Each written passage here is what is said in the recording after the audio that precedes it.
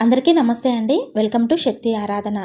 సప్త శనివార వ్రతంలో స్వామివారికి షోడశోపచారాలతో తేలికగా పూజ ఏ విధంగా చేసుకోవాలి, ఆచమనం నుండి వ్రతకథ చదువుకునే వరకు ఈరోజు వీడియోలో క్లియర్గా షేర్ చేయబోతున్నాను. అలాగే ఈ సప్త శనివారానికి సంబంధించి అనేక సందేహాలకు సమాధానాలుగా మన ఛానల్లో ఇంతకుముందు ఒక వీడియో అనేది షేర్ చేశానండి. అయితే ఈ వ్రతానికి సంబంధించి ఇంకా చాలా మందికి చాలా సందేహాలు ఉన్నాయి. వాటన్నింటికీ కూడా సమాధానాలను ఈరోజు వీడియోలో మీతో షేర్ చేసుకోబోతున్నాను. వీడియోని ఎక్కడ స్కిప్ చేయకుండా లాస్ట్ వరకు చూడండి. అప్పుడే మీ సందేహాలన్నీ క్లియర్ అవడంతో పాటు స్వామివారికి పూజ ఏ విధంగా చేసుకోవాలి అనేది కూడా మీకు బాగా అర్థమవుతుందండి. మొదటిసారి వ్రతం ఆచరించే వారు కూడా ఈ వీడియో చూసి మీరు ఈజీగా ఈ వ్రతం చేసుకోవచ్చు. ఇంకా లేట్ చేయకుండా వీడియోలోకి వెళ్ళిపోదామండి. ఫస్ట్ అయితే మీరు ఎక్కడ వ్రతం చేయాలి అనుకుంటున్నారో, అంటే స్వామివారికి పీఠం ఎక్కడ పెట్టాలి అనుకుంటున్నారో ఆ ప్లేస్లో ఇలా చక్కగా పసుపు రాసి బియ్యపు పిండితో అష్టదళ పద్మ ముగ్గు వేసుకోండి. అయితే ఈ వ్రతంలో ఒకవేళ మీరు అష్టదళ పద్మ ముగ్గు వేయటం మర్చిపోతే చేసిన వ్రతానికి ఫలితం ఉంటుందా లేదా అనే ఒక సందేహం అండి. మనం కావాలని ముగ్గు వేయటం మర్చిపోం కదండి. ఒకవేళ ఇంట్లో పనుల వలనో లేదా చిన్నపిల్లలు ఉంటే వాళ్ళను చూసుకోవటమో లేదా పిల్లలు విసిగిస్తూ ఉంటారు, అటువంటి హడావిడిలో లేదా వ్రతానికి లేట్ అవుతుంది అన్న కంగారులో మర్చిపోవచ్చు. ఇక్కడ మనకు ప్రధానంగా భక్తి ముఖ్యం కానీ అరేంజ్మెంట్స్ కాదండి. పూజలో ఎటువంటి లోపం ఉన్నా పర్వాలేదండి, కానీ భక్తిలో మాత్రం ఎటువంటి లోపం లేకుండా ఉండాలి, అదే ముఖ్యం. అయితే ఈ సప్త శనివార వ్రతాన్ని స్టార్ట్ చేసేవారు శనివారం అమావాస్య అష్టమి లేకుండా చూసుకోవాలండి. లేదా శనివారం త్రయోదశి, శనివారం ఏకాదశి, శనివారం పౌర్ణమి, లేదా ప్రతి నెలలో మనకి మాస శివరాత్రి అనేది వస్తుంది కదండి. ఆ మాస శివరాత్రి కనుక శనివారం రోజున వస్తే ఆ రోజైనా మనము ఈ వ్రతాన్ని స్టార్ట్ చేసుకోవచ్చు. ముఖ్యంగా అమావాస్య అష్టమి ఈ తిథులు లేకుండా చూసి స్టార్ట్ చేసుకోండి. అలాగే ప్రస్తుతం మనకి మోడం నడుస్తుంది కదా, మరి ఈ మోడంలో వ్రతం స్టార్ట్ చేయవచ్చా అని కూడా అడుగుతున్నారండి.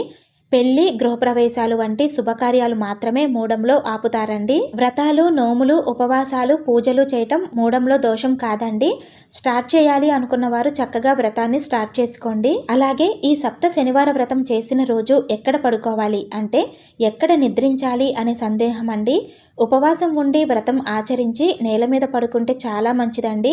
హెల్త్ ప్రాబ్లమ్స్ ఏమైనా ఉన్నవారు, అంటే బ్యాక్ పెయిన్ ఉన్నవారు కానీ లేదా కాస్త పెద్దవారు నేల మీద పడుకోలేరు. అలాగే నేల మీద పడుకోవటం అలవాటు లేని వారు కూడా ఉంటారు కదండి. సో అలాంటి వారు ఆరోగ్యం దృష్టిలో పెట్టుకొని ఉతికిన బెడ్షీట్ వేసుకొని బెడ్ మీద పడుకోవచ్చండి, తప్పేమీ ఉండదు. అయితే ఈ వ్రతానికి సంబంధించి ఇంకొక సందేహం అండి. ఈ సప్త శనివార వ్రతం చేస్తున్న వారు బ్రహ్మచర్యం ఏ విధంగా పాటించాలి అని అడుగుతున్నారు. అంటే ఈ 7 వారాలు పూర్తయ్యే వరకు బ్రహ్మచర్యం పాటించాలా, లేదా పూజ చేసుకున్న ఒక్క శనివారం రోజు బ్రహ్మచర్యం పాటిస్తే సరిపోతుందా అనే సందేహం అండి. 7 వారాలు పూర్తయ్యే వరకు బ్రహ్మచర్యం పాటించవలసిన అవసరం లేదండి. మీరు ఏ శనివారం రోజైతే ఈ వ్రతం చేస్తున్నారో ఆ రోజు ముందు రోజు, అంటే శుక్రవారం రాత్రి బ్రహ్మచర్యం పాటించాలి. అలాగే శనివారం వ్రతం చేసుకుంటాం కాబట్టి వ్రతం చేసుకున్న రోజు రాత్రి కూడా బ్రహ్మచర్యం పాటించాలి. అలాగే 7వ వారం వ్రతం పూర్తయిన రోజు అమావాస్య వస్తే ఆ రోజు స్వామివారి పీఠం కదపవచ్చా అని అడుగుతున్నారండి. అమావాస్య గడియల్లో స్వామివారి పీఠం కదపకూడదండి. మీరు వ్రతం చేసుకున్న రోజు 7వ వారం అమావాస్య వస్తే కనుక అమావాస్య మరుసటి రోజు స్వామివారి పీఠం కదపండి. ఇలా వ్రతం కోసం పీఠం ఏర్పాటు చేసుకొని స్వామివారిని అలంకరించుకొని కావలసినవన్నీ ఏర్పాటు చేసుకోవాలి. అలాగే వ్రతం స్టార్ట్ చేసే ముందు పూజకు కావలసినవన్నీ కూడా మీరు మధ్యలో మళ్ళీ లేవకుండా అన్నీ మీ దగ్గరే పెట్టుకోవాలి. పూజ మొదలు పెట్టే ముందు వినాయకుని తలుచుకుంటూ మనసులో శుక్లాం భరధరం విష్ణుం శశివరణం చతుర్భుజం ప్రసన్నవదనం ధ్యాయే సర్వ విఘ్నోపశాంతహే అని చదువుకుంటూ దీపారాధన చేసుకోవాలి. దీపాలు వెలిగించాక మీకు ఇదే మొదటి వారం అయితే కనుక మీ కోరిక కానీ మీ కష్టాన్ని కానీ స్వామివారికి ముడుపు రూపంలో తెలియచేయాలి అనుకుంటే ఇప్పుడు ముడుపు కట్టుకోండి. మొదటి వారం కాకపోతే కనుక ఇంతకుముందు కట్టుకున్న ముడుపును తీసుకొని మీరు ముడుపు కట్టే సమయంలో ఏ కోరిక అయితే కోరుకున్నారో ఆ కోరికను మరలా మనసులో తలుచుకొని స్వామివారి దగ్గర పెట్టి నమస్కారం చేసుకోండి. తరువాత ముందు గణపతికి పూజ చేయాలి. గణపతి పూజ కోసం ఇలా పసుపుతో చేసిన గణపతిని కానీ లేదా గణపతి విగ్రహం కానీ ఫోటో కానీ ఏదైనా పెట్టుకోవచ్చండి. అయితే ఇలా పసుపుతో గణపతిని చేసి పూజ చేసుకుంటే పూజ తరువాత పసుపు గణపతిని ఏం చేయాలి అని ఒక సందేహం అండి. పూజ తరువాత మీకు నెలసరి ఆటంకం లేని సమయంలో ఫేస్కి రాసుకోవచ్చండి. ఫేస్కి రాసుకునే అలవాటు లేదు అనుకుంటే వ్రతం తర్వాత స్వామివారికి పెట్టిన నిర్మాల్యం మనం పారే నీటిలో కలుపుతాం కదా, సో వాటితో పాటు ఈ పసుపు గణపతిని కూడా నీటిలో కలపవచ్చు. లేదా మీకు మొక్కలు ఉంటే కనుక ఈ పసుపు గణపతిని వాటర్లో కలిపి తులసి మొక్కకి తప్ప మిగిలిన చెట్ల మొదట్లో పొయ్యొచ్చు. గణపతిని కూడా షోడశోపచారాలతో పూజిస్తే చాలా మంచిదండి. అంత సమయం ఉండదు అనుకున్నవారు గణపతికి పంచ ఉపచారాలతో పూజ చేసుకోండి. పంచ ఉపచారాలు అంటే పుష్పం, గంధం, ధూపం, దీపం, నైవేద్యం సమర్పించి పూజ చేసుకోవటం. గణపతికి నైవేద్యంగా చిన్న బెల్లం ముక్కను నివేదించండి.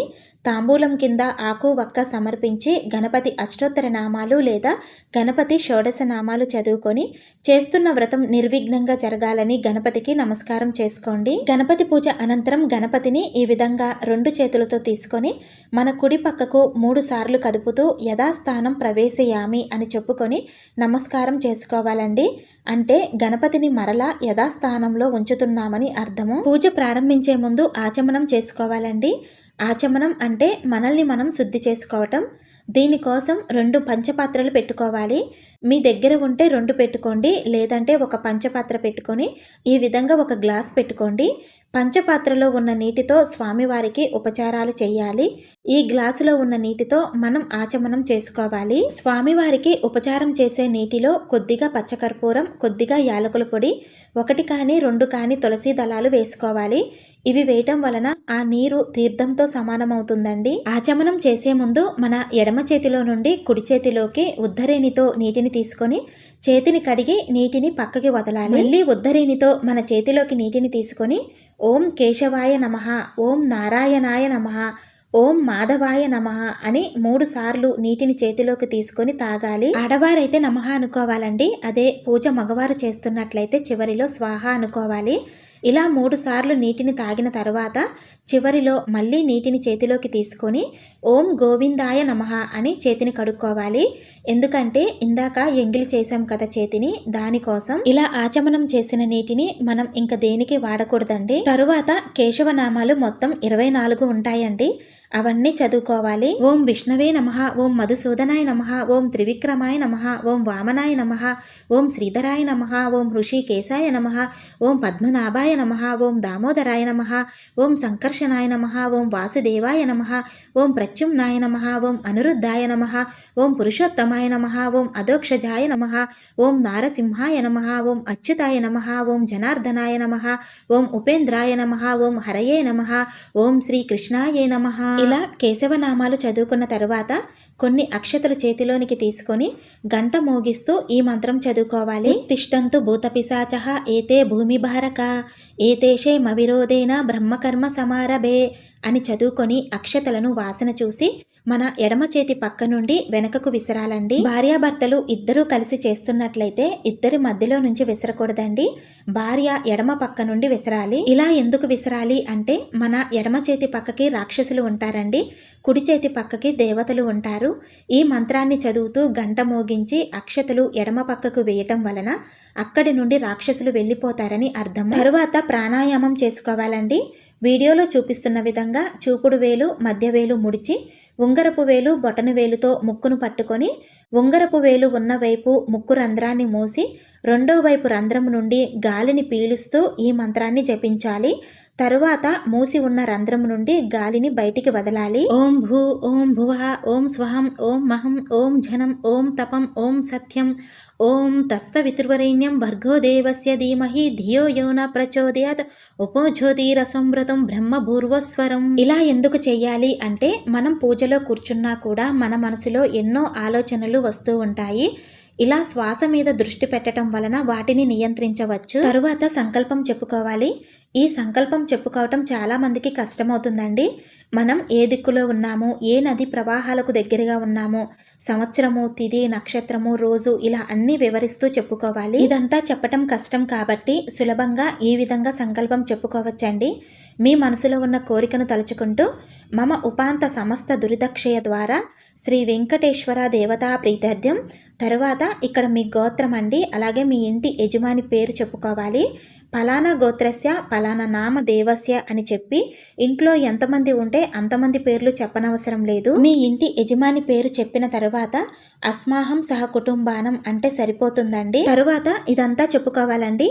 క్షేమ స్థైర్య విజయ అభయ ఆయురారోగ్య ఐశ్వర్య అభివృద్ధ్యర్థం ధర్మార్థ కామ మోక్ష చతుర్విధ పురుషార్థ ఫలసిద్ధ్యర్థం ధనధాన్య సమృద్ధ్యర్థం ఇష్ట కామ్యార్థ సిద్ధ్యర్థం సకల లోక కళ్యాణార్థం వేద సాంప్రదాయాభివృద్ధ్యర్థం సిత శనీశ్వర దోష పరిహారార్థం మంగ పద్మావతి సమేత శ్రీ వెంకటేశ్వర దేవతా ప్రీత్యర్థం ధ్యాన ఆవాహనాది షోడశోపచార పూజా కరిష్యే అని చెప్పుకొని మనం ఆచమనం కోసం విడిగా నీటిని పెట్టుకున్నాం కదండి. ఆ నీటిలో ఈ విధంగా ఉంగరపు వేలును ముంచాలి. తరువాత ఈ నీటిని ఇంకా పక్కన పెట్టేయాలి. సంకల్పం చెప్పుకున్న తర్వాత ఇలా ఒక పాత్రలోకి నీటిని తీసుకోండి.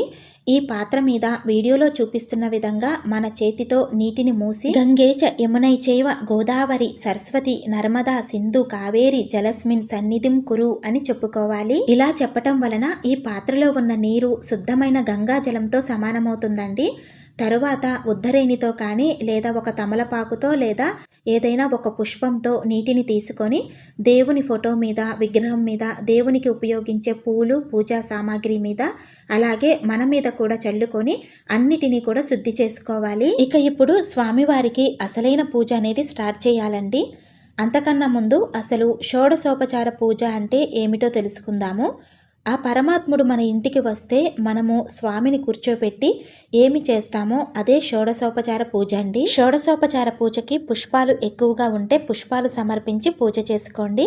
పుష్పాలు ఎక్కువగా లేకపోతే పుష్పాల బదులు అక్షతలతో చేసుకోవచ్చు. అయితే మొదటిగా స్వామివారి ఫోటో దగ్గర కానీ విగ్రహం దగ్గర కానీ ఒక పుష్పాన్ని ఉంచి స్వామి అమ్మవార్లనిద్దరినీ కలిపి అంటే శ్రీ అలమేలుమంగ పద్మావతి సమేత శ్రీ వెంకటేశ్వర స్వామినే నమః ధ్యాయామి అని నమస్కారం చేసుకోండి. మీకు ఈ పేరు పలకటం కష్టంగా ఉంది అనిపిస్తే శ్రీదేవి భూదేవి సమేత శ్రీ శ్రీనివాసాయనే నమః అని చెప్పుకోండి.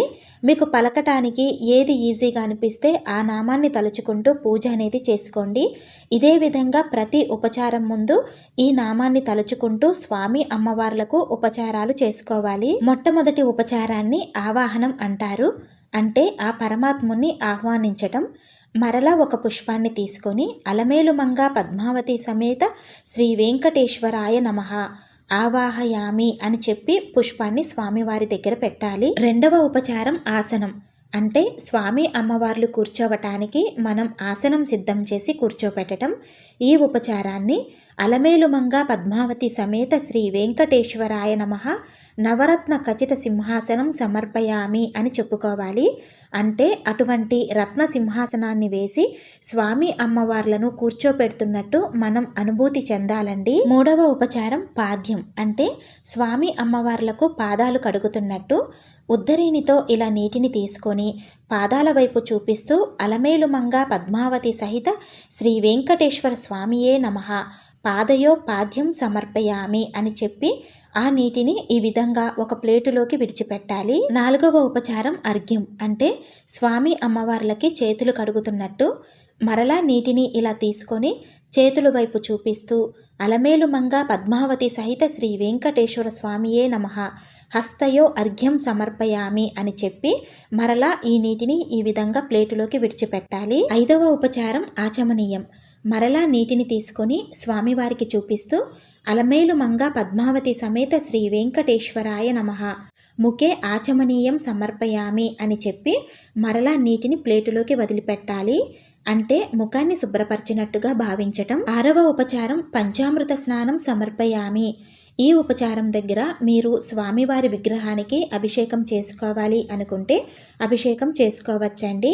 పాలతో కానీ పంచామృతాలతో కానీ పండ్ల రసాలతో కానీ మీరు అభిషేకం చేసుకోవచ్చు. మీరు అభిషేకం చేసుకోవాలి అనుకుంటే ఈ ఉపచారాలన్నీ అంటే మనం ముందు చేసిన ఉపచారాలన్నీ కూడా స్వామివారిని ఒక ప్లేటులో పెట్టుకొని ఉపచారాలు చేసిన నీటిని స్వామివారు ఉన్న ప్లేటులోనే వదలవచ్చు. అభిషేకం చెయ్యకపోతే ఇలా ఉపచారాలు చేసిన నీటిని ఇలా విడిగా ఒక ప్లేటు పెట్టుకొని ఆ ప్లేటులోకి వదలాలి.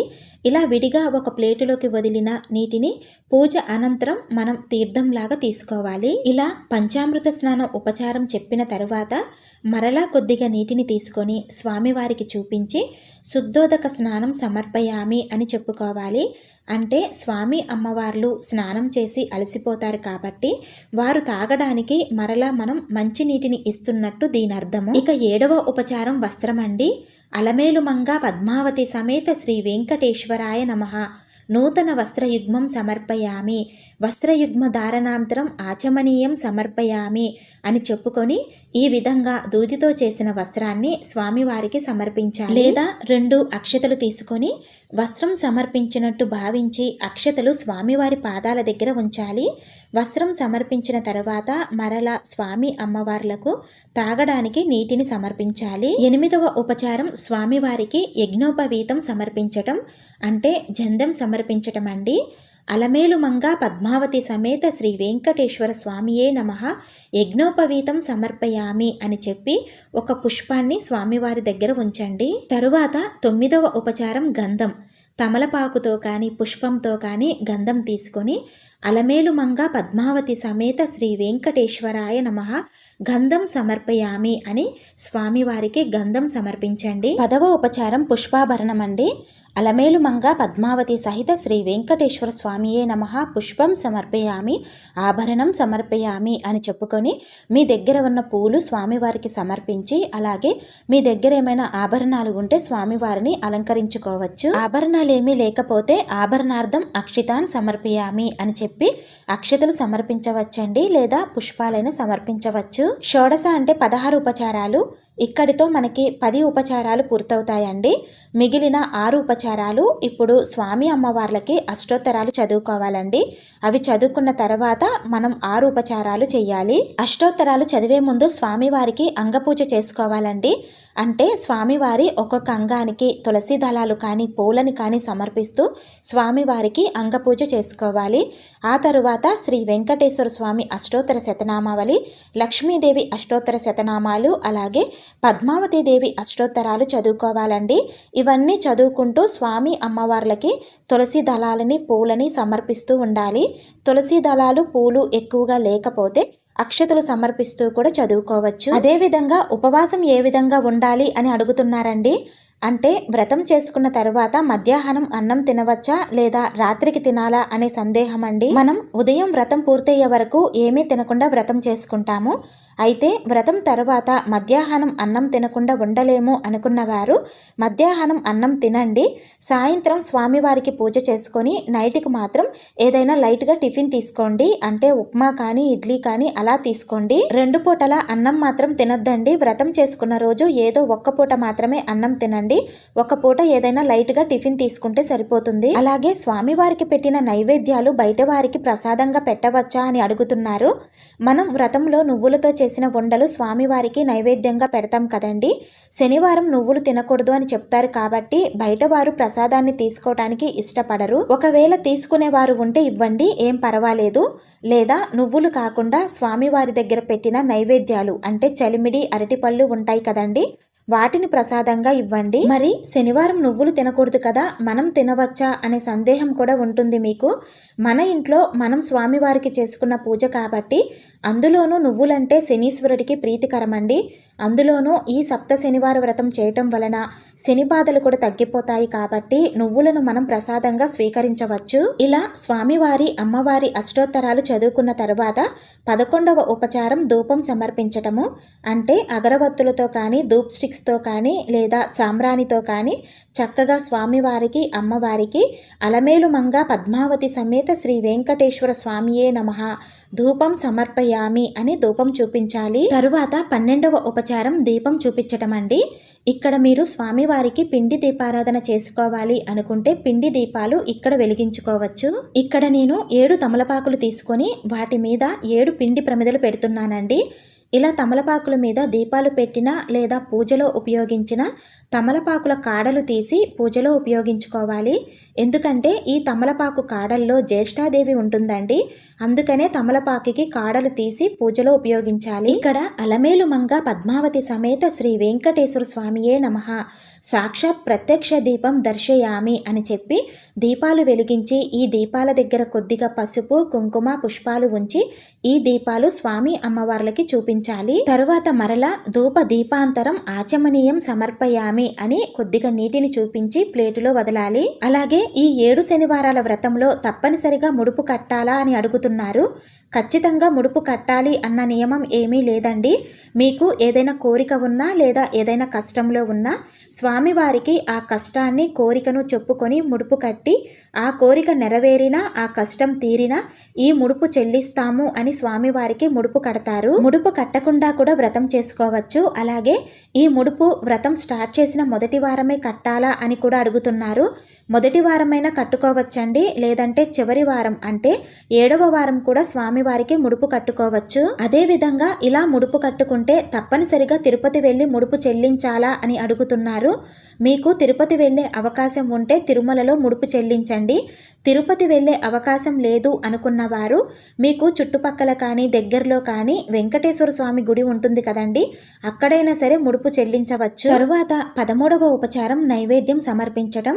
ఇక్కడ స్వామివారికి కొబ్బరికాయను కొట్టి మనం ముందుగా ప్రిపేర్ చేసి పెట్టుకుంటాం కదండి, నువ్వులుండలు, చలిమిడి, పానకము, నల్ల ద్రాక్ష లేదా ఖర్జూరము, వీటితో పాటు మీరు ఇంకా ఏదైనా వండిన పదార్థాలు ఉంటే అలా అన్నీ కూడా స్వామివారికి నివేదన చెయ్యాలి. ఇలా నైవేద్యాలన్నీ స్వామివారి దగ్గర పెట్టి ఆ నైవేద్యం మీద ఇలా తమలపాకుతో కానీ ఉత్తరేణితో కానీ నీటిని చల్లుతూ ఓం తస్తవితుర్వరేణ్యం భర్గో దేవస్య ధీమహి ధియో యోన ప్రచోదయాత్ అమృతమస్తు అమృతోపస్తరణమసి అని చెప్పి మన 2 చేతులతో వీడియోలో చూపిస్తున్న విధంగా స్వామి అమ్మవారికి 5 సార్లు చూపిస్తూ ఓం ప్రాణాయ నమః, ఓం అపానాయ నమః, ఓం వ్యానాయ నమః, ఓం ఉదానాయ నమః, ఓం సమానాయ నమః ఇలా చెప్పి నైవేద్యం స్వామివారికి చూపించి తరువాత మధ్య పానీయం సమర్పయామి అని చెప్పి తాగడానికి మంచినీళ్లు కూడా నివేదించాలి. ఇక్కడ కూడా మగవారైతే స్వాహ అనుకోవాలి, ఆడవారైతే నమః అనుకోవాలండి. నైవేద్యం సమర్పించిన తరువాత స్వామి అమ్మవార్లకి కాళ్ళు చేతులు మొహం కడుగుతున్నట్టు ఉద్ధరేణితో నీటిని తీసుకొని స్వామివారికి చూపిస్తూ హస్త ప్రక్షాళనం సమర్పయామి, పాద ప్రక్షాళనం సమర్పయామి, నైవేద్యం అనంతరం శుద్ధ ఆచమనీయం సమర్పయామి అని చెప్పి నీటిని ప్లేటులో వదిలిపెట్టాలి. ఇక 14వ ఉపచారం తాంబూలం సమర్పించటం. అలమేలు మంగ పద్మావతి సమేత శ్రీ వెంకటేశ్వర స్వామియే నమః అని స్వామివారి దగ్గర తాంబూలం ఉంచాలి. తాంబూలం లేకపోతే పుష్పాలు కానీ అక్షతలు కానీ తీసుకొని తాంబూలార్థం పుష్పం సమర్పయామి లేదా అక్షితాన్ సమర్పయామి అని చెప్పి స్వామివారికి సమర్పించాలి. తాంబూలం సమర్పించిన తర్వాత మరలా నీటిని తీసుకొని తాంబూలానంతరం శుద్ధ ఆచమనీయం సమర్పయామి అంటే తాంబూలం తర్వాత స్వామివారికి మరలా నీటిని సమర్పించినట్టు ఇలా నీటిని చూపించి ప్లేటులోకి వదలాలి. 15వ ఉపచారం కర్పూర నీరాజనం ఇవ్వటం. స్వామివారికి ఎంతో ఇష్టమైన పచ్చ కర్పూరంతో హారతినిస్తూ ఇక్కడ స్వామివారికి సంబంధించి ఏదైనా మంగళహారతి పాట వస్తే పాడుకోవచ్చండి. అలమేలు మంగ పద్మావతి సమేత శ్రీ వెంకటేశ్వర స్వామియే నమః కర్పూర నీరాజనం దర్శయామి అని చెప్పి నీరాజనం చూపించాలి. స్వామివారికి నీరాజనం ఇచ్చాక ఈ విధంగా 2 నీటి చుక్కలు వేసి ఆ హారతిని మన కళ్ళకద్దుకొని నీరాజనం అనంతరం స్వామివారికి మరలా నీటిని సమర్పిస్తూ కర్పూర నీరాజనం అనంతరం శుద్ధ ఆచమనీయం సమర్పయామి అని చెప్పి స్వామివారికి నీటిని చూపించి ఇలా ప్లేటులో వదలాలి. ఇక చివరి 16వ ఉపచారం మంత్రపుష్పం. ఒక పుష్పాన్ని కానీ అక్షతలు కానీ తీసుకొని అలమేలు మంగ పద్మావతి సమేత శ్రీ వెంకటేశ్వర స్వామియే నమః సువర్ణ దివ్య మంత్రపుష్పం సమర్పయామి, ఆత్మ ప్రదక్షిణ నమస్కారాన్ సమర్పయామి అని చెప్పి స్వామివారి దగ్గర ఉంచాలి. మంత్రపుష్పం తర్వాత చివరిగా స్వామివారికి ఉపచారాలు చేయాలి. ఛత్ర చామర గీతానుచ్య ఆందోళిక అశ్వారోహణ గజారోహణ సమస్త రాజోపచారన్ మనసా సమర్పయామి అంటే ఇవన్నీ కూడా మనం స్వామివారికి మనసులో సమర్పించుకున్నట్టు అర్థమండి. ఇంతటితో షోడశోపచార పూజ మొత్తం పూర్తవుతుంది. ఇప్పుడు మనం ఇప్పటి వరకు చేసిన పూజలో కానీ చదువుకున్న అష్టోత్తరాలలో కానీ తప్పులున్నా దోషాలు ఉన్నా క్షమించమని స్వామివారికి నమస్కారం చేసుకొని స్వామివారి కథలు చదువుకోవాలి. కొన్ని అక్షతలు చేతిలో పట్టుకొని సప్త శనివార వ్రతానికి సంబంధించి 3 కథలు ఉంటాయి. ఆ 3 కథలు చదువుకొని కొన్ని అక్షతలు స్వామివారి పాదాల దగ్గర ఉంచి మరికొన్ని అక్షతలు మన తలపై వేసుకుంటే వ్రతం సంపూర్ణమవుతుందండి. అదేవిధంగా ఇది 7 శనివారాల వ్రతం కాబట్టి 7 రకాల ఫ్లవర్స్ పెట్టాలా అని అడుగుతున్నారు. అలాంటిదేమీ లేదండి. మీకు ఏ పూలు అందుబాటులో ఉంటే ఆ పూలతో పూజ చేసుకోండి. ఒకవేళ పూలు ఎక్కువగా లేకపోయినా సరే స్వామివారికి అక్షతలు సమర్పిస్తూ కూడా పూజ చేసుకోవచ్చు. ఒక్క విషయం అండి, మనం ఏ పూజ చేసినా ఏ వ్రతం చేసినా భగవంతుడు అంటే భయంతో చేయకూడదు. భక్తితో, శ్రద్ధతో, ప్రేమతో చెయ్యాలి. వాళ్ళని చూసి వీళ్ళని చూసి ఇలా చెయ్యాలేమో అలా చెయ్యాలేమో అని కంగారు పడకండి. మీకున్న దాంట్లో మీకున్నంతలో స్వామివారిని మనసా వాచా కర్మన చిత్తశుద్ధితో స్వామికి పూజ చేసుకోండి. స్వామివారు తప్పక మీ ప్రార్థన వింటారు. ఇక్కడ ఒకటే విషయం అండి, మనం ఎంత ఆర్భాటంగా పూజలు వ్రతాలు చేస్తున్నాము అనే దానికంటే కూడా మనం ఎంత భక్తితో చేస్తున్నాము అన్నదే ప్రధానం. పూజలో లోటు ఉన్నా పర్వాలేదండి, భక్తిలో మాత్రం లోటు లేకుండా ఉండాలి, అదే ముఖ్యం. కాబట్టి ఎటువంటి భయాలు పెట్టుకోకుండా స్వామివారికి వ్రతం చెయ్యాలి అనుకున్న వారు చక్కగా మీకు ఉన్నంతలో స్వామివారికి చేసుకోండి. తప్పకుండా ఆ స్వామివారి అనుగ్రహం మీ అందరి మీద ఉంటుంది. అదేవిధంగా ఉపవాసం ఉన్నవారు దేవుని దగ్గర పెట్టిన నైవేద్యం తినవచ్చా అని అడుగుతున్నారు. తప్పకుండా తినవచ్చండి, అందులో తప్పేమీ లేదు. స్వామివారికి పెట్టిన నైవేద్యాన్ని మనం ప్రసాదంగా స్వీకరించవచ్చు. నేను షోడశోపచారాలతో పూజ ఏ విధంగా చేసుకుంటానో చూపించానండి. నేను చూపించిన పూజా విధానంలో ఏమైనా మిస్టేక్స్ ఉంటే తెలియచేయండి, తెలుసుకుంటాను. అలాగే ఈ వ్రతానికి సంబంధించి ఇంకా మీకేమైనా సందేహాలు ఉన్నా కమెంట్ సెక్షన్లో తెలియచేయండి, తప్పకుండా రిప్లై ఇస్తాను. తెలుసుకున్నారు కదండి, సప్త శనివార వ్రతంలో స్వామివారికి షోడశోపచారాలతో తేలికగా పూజ ఏ విధంగా చేసుకోవాలి అనేది. ఈ వీడియో మీకు తప్పకుండా యూజ్ అవుతుందని అనుకుంటున్నాను. ఈ వీడియో మీకు నచ్చినట్లయితే వీడియోని తప్పకుండా లైక్ చేయండి. అలాగే ఈ వీడియోని మీ ఫ్రెండ్స్కి అండ్ మీ ఫ్యామిలీ మెంబర్స్కి షేర్ చేయండి. ఇలాంటి మరిన్ని వీడియోస్ కోసం మన ఛానల్ని సబ్స్క్రైబ్ చేసుకొని నన్ను సపోర్ట్ చేస్తారని మనస్ఫూర్తిగా కోరుకుంటున్నానండి. శ్రీమాత్రే నమః.